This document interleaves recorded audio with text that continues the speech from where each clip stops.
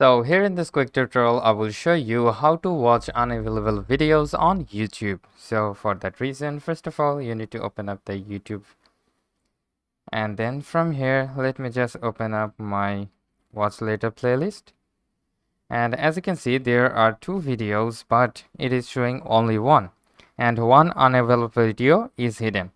Alright, so to show the unavailable video, you need to click on the three dots, and as you can see, here is the show unavailable video option. So simply tap on that, and as you can see, this video is a private video.